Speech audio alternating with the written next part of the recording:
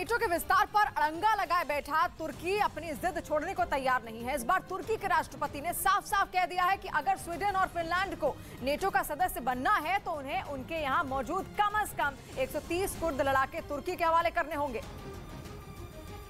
नहीं तो स्वीडन और फिनलैंड को नेटो का सदस्य बनाने पर बात नहीं बन पाएगी। स्वीडन और फिनलैंड ने पिछले साल मई में नेटो का सदस्य बनने के लिए अर्जी दी थी और तभी से तुर्की उनके रास्ते का सबसे बड़ा रोड़ा बना बैठा है। उसकी सुई कुर्द लड़ाकू पर अटकी हुई है। तुर्की कुर्द लड़ाकू को आतंकी मानता है और कुर्द लड़ाके तुर्की से भागकर स्वीडन और फिनलैंड में पनाह लिए हुए हैं। इस वजह से तुर्की के राष्ट्रपति रेजिप ताइप एर्दोआन ने कहा कि दोनों देशों को 130 कुर्द लड़ाके उन्हें सौंपने होंगे, तभी तुर्की उनकी नेटो सदस्यता को हरी झंडी देगा।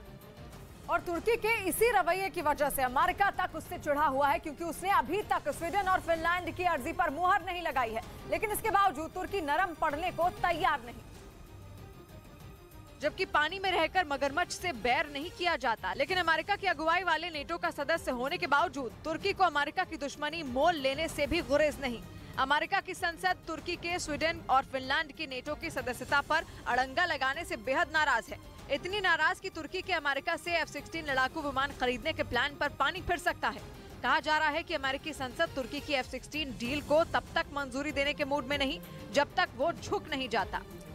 लेकिन तुर्की को कोई फर्क पड़ता नहीं दिख रहा। तुर्की के तेवर झुकने वाले नहीं बल्कि पहले से भी ज्यादा तीखे नजर आ रहे हैं। माना जा रहा है कि तुर्की का ये रुख बीते हफ्ते स्वीडन में हुए विरोध प्रदर्शन का नतीजा है, जिसमें स्वीडन की राजधानी स्टॉकहोम में कुर्द समुदाय के लोगों ने तुर्की के राष्ट्रपति रेजिप ताइप एर्दोआन को तानाशाह बताया था और उनके खिलाफ आवाज उठाने के लिए उनके पुतले को एक खंबे से उल्टा लटका दिया था।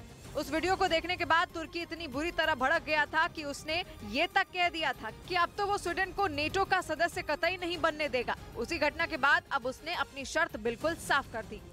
और उधर जम्मू कश्मीर के बडगाम में सुरक्षा बल ने मुठभेड़ में 2 आतंकियों को ढेर कर दिया है। आतंकियों से सुरक्षा बल की ये मुठभेड़ बडगाम में जिला अदालत के पास हुई, जहां सुरक्षा बल ने दोनों आतंकियों को कुछ देर की मुठभेड़ के बाद मार गिराया। इस दौरान गोलियों की तड़तड़ाहट से वहां पूरा इलाका गूंज उठा। जम्मू कश्मीर पुलिस के मुताबिक मारे गए दोनों आतंकी पुलवामा के रहने वाले थे और आतंकी संगठन लश्कर-ए-तैयबा से जुड़े हुए थे। इन्फॉर्मेशन मिली थी सुरक्षा बलों को कि एक गाड़ी में 2 मिलिटेंट आ रहे हैं और उसके बाद इस पूरे एरिया में सर्विलेंस बढ़ा दी गई। पुलिस के मुताबिक दोनों आतंकी कुछ दिनों पहले हुई एक मुठभेड़ से फरार होने में कामयाब हुए थे, लेकिन इस बार जब सुरक्षा बल पर उन्होंने गोलीबारी की तो जवानों ने उन्हें वहीं ढेर कर दिया। मारे गए दोनों आतंकियों के पास से कुछ हथियार भी बरामद किए गए। पुलिस अब इस मामले की जाँच में जुटी है कि दोनों कहाँ से आ रहे थे और उनका क्या प्लान था। और इस बीच पश्चिमी मीडिया ने दावा किया कि पुतिन और उनकी प्राइवेट आर्मी बताए जाने वाले वैगनर ग्रुप के बीच दरार बढ़ गई है। ये बात तब सामने आई जब पुतिन ने पूर्वी यूक्रेन में सोलेदार की जीत के लिए अपनी सेना को बधाई दी, लेकिन उन्होंने एक बार फिर वैगनर ग्रुप का नाम नहीं लिया और ना ही पुतिन ने एक बार भी वैगनर ग्रुप के प्रमुख येवगेनी प्रिगोजिन का जिक्र किया। जबकि बखमुत को जीतने के लिए वैगनर ग्रुप के लड़ाकों ने अपनी पूरी ताकत झोंक रखी है। कुछ रोज पहले ही रूस ने बखमुत से पहले उसके करीब के शहर सोलेदार को जीतने का दावा किया। वहाँ की जंग में भी वैगनर ग्रुप के लड़ाकों की अहम भूमिका बताई गई, लेकिन पुतिन ने एक बार भी जीत में उनका नाम नहीं लिया। इसके साथ ही दावा किया गया कि वैगनर ग्रुप के लड़ाकों ने रूस के ऐलान से कई दिन पहले ही सोलेदार पर जीत हासिल कर ली थी।